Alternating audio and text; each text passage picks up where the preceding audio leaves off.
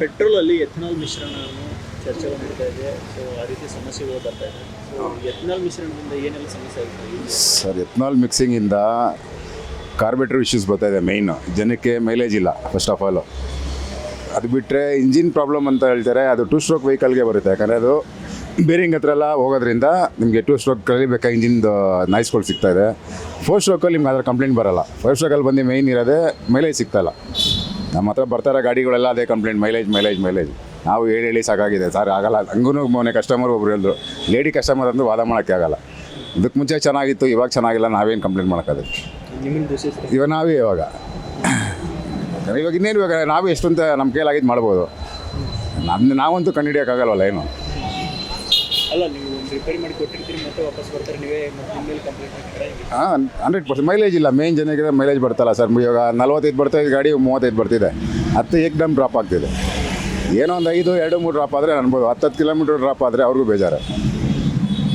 ಅದು ಬಿಟ್ಟರೆ ಅದರಲ್ಲಿ ಅಂದರೆ ಇವಾಗ ಕಾರ್ಬೇಟ್ರಿಗಳು ಮೇಯ್ನ್ ಇಶ್ಯೂಸ್ ಬರ್ತಾ ಇರೋದು. ಎಲ್ಲ ಬ್ಲಾಕ್ ಆಗಿಬಿಡ್ತಾ ಇದೆ. ಈಗ ರೀಪ್ಲೇಸ್ ಮಾಡಬೇಕಂದ್ರೆ ಇವಾಗ ಯೂನಿಕಾನ್ ಕಾರ್ಬೇಟ್ರ್ ಮುಂಚೆ ಒಂದು 5,000 ಇತ್ತು, ಇವಾಗ 7,000 ಆಗಿದೆ ಕಾರ್ಬೇಟ್ರು ಬರೀ. ರೈತರಿಗೆ ಲಾಭ ಮಾಡಿ ಕೊಡ್ತೀವಿ ಅನ್ನೋ ನಿಟ್ಟಿನಲ್ಲಿ ಕೇಂದ್ರ ಸರ್ಕಾರ ಈ ಪ್ಲ್ಯಾನ್ ಮಾಡಿದೆ. ರೈತರಿಗೆ ಲಾಭ ಆಗುತ್ತೆ. ರೈತರಿಗೆ ಲಾಭ ಆಗುತ್ತಾ? ಅವ್ರಿಗೆ ಯಾರಿಗೂ ಆಗಲ್ಲ ಸರ್. ಗೌರ್ಮೆಂಟ್ಗೆ ಆಗುತ್ತೆ ಲಾಭ, ರೈತರಿಗೆ ಯಾರಿಗೂ ಆಗಲ್ಲ. ಹೇಳ್ತಾ ಇದೆ ಕೇಂದ್ರ ಸರ್ಕಾರ, ಹೇಳ್ತಾ ಇದೆ ಆಗಲ್ಲ ಸರ್. ರೈತರಿಗೆಲ್ಲ ಆಗಕ್ಕೆ ಚಾನ್ಸ್ ಇಲ್ಲ. ಆದರೆ ಮತ್ತು ಗೌರ್ಮೆಂಟ್ಗೆ ಆಗಬೇಕಷ್ಟೇ ಪ್ರಾಫಿಟ್. ಅದರಲ್ಲಿ ಯಾರು ಅದನ್ನ ನಡೆಸ್ತಾರೆ, ಎತ್ನಾಲ್ ತಯಾರಿಸ್ತಾ ಇದ್ದಾರೋ ಅವ್ನಿಗೆ ಹೋಗುತ್ತಷ್ಟೇ ಪ್ರಾಫಿಟ್. ಯಾರಿಗೂ ಲೋಕಲ್ ಪೀಪಲ್ಗಂತ ಯಾರಿಗೂ ಆಗಲ್ಲ. ಅಲ್ಲ, ರೈತರು ಕಬ್ಬು ಬೆಳೀತಾ ಇದ್ದಾರೆ, ಗೋವಿನ ಜೋಳ ಬೆಳೀತಾರೆ, ಅವ್ರಿಗೆ ಲಾಭ ಆಗುತ್ತೆ.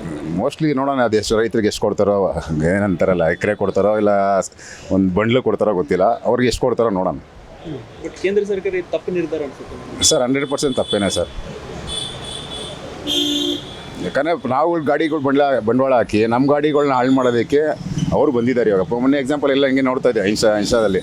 ಯಾರೋ ಏನೋ ಎಕ್ಸ್ಪೆರಿಮೆಂಟ್ ಮಾಡ್ತಾಯಿದ್ದಾರಂತೆ ವೆಹಿಕಲ್ ಅಂತೇಳಿ ಸ್ವಲ್ಪ ಏನೋ ಓಡಾಡ್ತಾ ಇತ್ತು. ನಮ್ಮ ಗಾಡಿಗಳ ಮೇಲೆ ಏನು ಬೇಕು ಎಕ್ಸ್ಪೆರಿಮೆಂಟಾ ವಾದ ಅಷ್ಟೇ. ಪಬ್ಲಿಕ್ಕು ಸಾಕಷ್ಟು ಕಂಪ್ಲೇಂಟ್ ಕೊಡ್ತಾ ಇದ್ದಾರೆ. 100% ಬರ್ತಾ ಇದ್ದಾವೆ. ಈಗ ಎಥನಾಲ್ಗೆ ಪೆಟ್ರೋಲ್ಗೆ ಏನು ಡಿಫ್ರೆನ್ಸ್ ಏನಿರ್ಬೋದು? ಪ್ಯೂರಿಟಿ ಅಷ್ಟೇ ಪೆಟ್ರೋಲ್ಗೆ. ಮೀನ್ ಅದರಲ್ಲಿ ಬಂದು ಇವಾಗ ಇದರಲ್ಲಿ ಟ್ಯಾಂಕ್ಗಳು ರಸ್ಟ್ ಹಿಡಿಯೋದಾಗುತ್ತೆ. ಇವಾಗ ಇಂಜೆಕ್ಟರ್ ಗಾಡಿಗಳಿಗಂದರೆ ಅದು ಸ್ಪ್ರೇ ಮಾಡುತ್ತೆ ಮೀನು, ಆ ಹೋಲ್ಗಳೇ ಬ್ಲಾಕ್ ಆಗಿಬಿಡ್ತವೆ. ಒಂದೊಂದು ಇಂಜೆಕ್ಟರ್ ಬಂದು 2,000 ಚಿಲ್ಲರೆ ಇದೆ. ಫ್ಯೂಲ್ ಇಂಜೆಕ್ಟರ್ BS6 ಬರ್ತಾ ಇರೋದಲ್ಲ, ಎಲ್ಲ ಇಂಜೆಕ್ಟರ್ಗಳು ಇರೋದು. ಇಂಜೆಕ್ಟರ್ಗಳಲ್ಲಿ ಬ್ಲಾಕ್ ಆಗೋಗುತ್ತೆ, ಇಲ್ಲ ಮಿಸ್ಸಿಂಗ್ ಹೊಡಿಯುತ್ತೆ, ಸ್ಲೋ ಸ್ಪೀಡಲ್ಲಿ ಜರ್ಕ್ ಹೊಡಿಯೋದು. ತುಂಬ ಕಂಪ್ಲೇಂಟ್ಗಳು ಬರ್ತಾನೆ ಇದ್ದಾವೆ ಬ್ಯಾಕ್ ಟು ಬ್ಯಾಕ್. ಬೇಗ ಸ್ಟಾರ್ಟ್ ಆಗಲ್ಲ ಅನ್ಸುತ್ತೆ. ಸ್ಟಾರ್ಟ್ ಆಗೋದು ಇಶ್ಯೂಸ್ ಎಲ್ಲ ಇಲ್ಲ ಸರ್. ಸ್ಟಾರ್ಟ್ ಆಗುತ್ತೆ, ಬಟ್ ಅದರೆಲ್ಲ ಬ್ಲಾಕ್ ಆಗೋದ್ರೆ ಸ್ಟಾರ್ಟೇ ಆಗಲ್ವಲ್ಲ. ಇಂಜೆಕ್ಟರ್ಗಳು ಬ್ಲಾಕ್ ಆದರೆ ಗಾಡಿನೇ ಸ್ಟಾರ್ಟ್ ಆಗಲ್ಲ, ಪೆಟ್ರೋಲ್ ಸಪ್ಲೈ ಜಾಸ್ತಿ ಹೋಗಲ್ಲ. 2023ಕ್ಕಿಂತ ಮೊದಲಿದ್ದ ವಾಹನಗಳಿಗೆ ಆಗ್ತಾ ಇದೆ, ಅಥವಾ ಈಗ ರೀಸೆಂಟ್ಲಿ 23 ನಂತರ ಇದು? ಸರ್ 23 BS6 ಎಲ್ಲ ಗಾಡಿಗೂ ಆಗುತ್ತೆ. ನೀವು ಓಲ್ಡ್ ಮಾಡಲ್ ತೊಗೊಳೋದಾದರೆ ಕಾರ್ಬೇಟ್ರು ಅದಕ್ಕೂ ಅಷ್ಟೇ. ಅದರಲ್ಲೂ ಮೈಲೇಜ್ ಕಮ್ಮಿ ಬರ್ತಾ ಇದೆ. ಓಲ್ಡ್ ಕಾರ್ಬೇಟ್ರ್ ನಾವು ಎಷ್ಟೇ ಟ್ಯೂನ್ ಮಾಡಿದ್ರು, ಇದರಲ್ಲಿ BS6 ಅಲ್ಲಾದರೂ ಏನು ಟ್ಯೂನ್ ಮಾಡೋದೆಲ್ಲ ಏನಿಲ್ಲ ನಮ್ಮಲ್ಲಿ. ಅದಕ್ಕೆ ಆಟೋಮೆಟಿಕ್ ಅದೇನು ಬೇಕೋ ಅದು ತೊಗೊಳತ್ತೆ. ನಾವು ಓಲ್ಡ್ ವೆಹಿಕಲ್ಗೆ ಆದರೆ ನಾವೇ ಟ್ಯೂನ್ ಮಾಡಬೇಕಾಗತ್ತೆ. ನಾವೇನೇ ಟ್ಯೂನ್ ಮಾಡಿದ್ರು ಕೂಡ ಅದು ಬರೋದೇ ಅಷ್ಟು. ಈಗ 45 ಬರ್ತಾಯಿದ್ದ ಗಾಡಿ ಕೂಡ ನಾವು ಅಷ್ಟೇ ಇಕ್ಕಿದ್ರು ಬರೋದೇ ಅಷ್ಟು. ಅದು 35 ಆಲ್ಮೋಸ್ಟ್ 10 ಕಿಲೋಮೀಟ್ರ್ ಡೌನ್ ಆಗಿದೆ. ಎಲ್ಲರಿಗೂ ಆಗಿದೆ. ಕಸ್ಟಮರ್ ಒಟ್ಟಿನಲ್ಲಿ ಕಂಪ್ಲೇಂಟ್ ಅಂದ್ರೆ ಬಂದೇ ಬರ್ತಾ ಇದ್ದಾವೆ, ಮೈಲೇಜ್ ಕಡಿಮೆ ಆಗಿದೆ. ಬರ್ತಾ ಇದ್ದಾವೆ. ಏನು ಹೇಳಿ ಕಳಿಸ್ತೀರಿ ಅವ್ರಿಗೆ? ಏನು ಹೇಳೋದು, ಅದನ್ನೇ ಎಥನಾಲ್ ಮಿಕ್ಸ್ ಸರ್. ನಾವೇನು ಮಾಡೋಕ್ಕೆ ನಮ್ಮ ಕಡೆ ಅಂತೂ ಏನಿಲ್ಲ ಅಂತೀನಿ. ಅವ್ರೇನಂತಾರ ಮೇಡಮ್? ಅದೇ ಕಮ್ಮಿ ಮೈಲೇಜ್ ಇಲ್ಲ ಸರ್, ಏನಾದ್ರು ಮಾಡಿ ಸರ್ ಮೈಲೇಜ್. ನಾವೇನು ಮಾಡೋಣ ಮೈಲೇಜ್ಗೆ?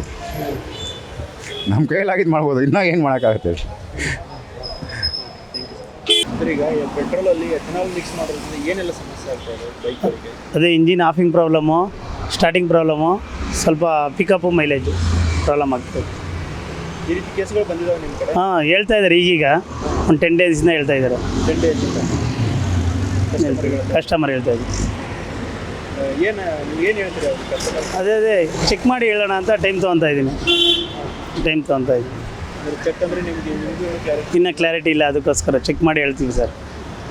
ಯಾಕೆಂದರೆ ಚೆಕ್ ಮಾಡಿದ್ರೇ ನಮಗೂ ಕನ್ಫರ್ಮ್ ಆಗುತ್ತೆ. ಅದರಿಂದ ಬಟ್ ಎಲ್ಲರೂ ಹೇಳ್ತಾ ಇದ್ದಾರೆ ಅದೇ ಎಥನಾಲ್ ಮಿಕ್ಸು ಸ್ಟಾರ್ಟಿಂಗ್ ಪ್ರಾಬ್ಲಮ್ ಬರ್ತಾ ಇದೆ, ಅದಕ್ಕೋಸ್ಕರ ಬರ್ತಾ ಇದ್ದಾರೆ. ಆ ಥರ ಬರ್ತಾ ಇದೆ. ಮೈಲೇಜ್ಗೆ ಏನಾದರೂ ಹೊರತಕ್ಕೆ? ಅದೇ ಇವಾಗ ಅದನ್ನು ಫಸ್ಟ್ ಸ್ಟಾರ್ಟಿಂಗ್ ಪ್ರಾಬ್ಲಮ್ ನೋಡಿ ಆಮೇಲೆ ನೋಡೋಣ ಸರ್, ಅದಕ್ಕೋಸ್ಕರ.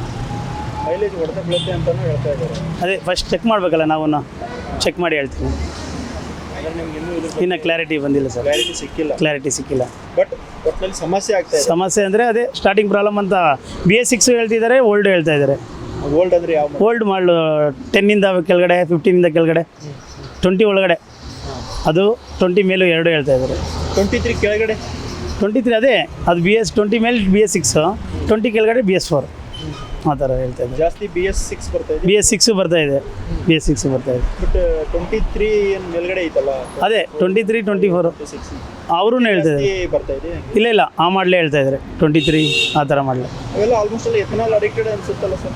ಹೇಳ್ತಾ ಇದ್ದಾರೆ ಇವರು, ಮೈಂಡಲ್ಲಿ ಫಿಕ್ಸ್ ಆಗಿ ಹೇಳ್ತಾ ಇದ್ದಾರೆ ಚೆಕ್ ಮಾಡೋ ಅಂತ. ಅದಕ್ಕೆ ಟ್ರೈ ಮಾಡಿ. ಕೆಳಗಡೆ ಇದಕ್ಕೆ ಜಾಸ್ತಿ ಬರ್ತಾ ಇದೆ ಸಮಸ್ಯೆ. 23 ಕೆಳಗಡೆಗೆ ಅದನ್ನೇ ಚೆಕ್ ಮಾಡಿ ಅಂತ ಇದ್ದಾರೆ. ಸ್ವಲ್ಪ ಟೈಮ್ ಕೊಡಿ ಅಂತ ಇದ್ದೀನಿ. ಪೆಟ್ರೋಲ್ಗೆ ಎಥನಾಲ್ಗೆ ಏನು ಡಿಫ್ರೆನ್ಸ್ ಅನ್ಸುತ್ತೆ? ಅದೇ ಅದು ಕನ್ಫರ್ಮ್ ಆಗಬೇಕಲ್ಲ ನನಗೆ, ಅದಕ್ಕೆ ನೋಡ್ತಾ ಇದ್ದೀನಿ ಸರ್. Okay sir. ಹೆಚ್ಚಿನ ವಿಡಿಯೋಗಳಿಗೆ ಪ್ರತಿಧ್ವನಿ ಯೂಟ್ಯೂಬ್ ಚಾನೆಲ್ ಸಬ್ಸ್ಕ್ರೈಬ್ ಮಾಡಿ, ಬೆಲ್ ಐಕಾನ್ ಕ್ಲಿಕ್ ಮಾಡಿ.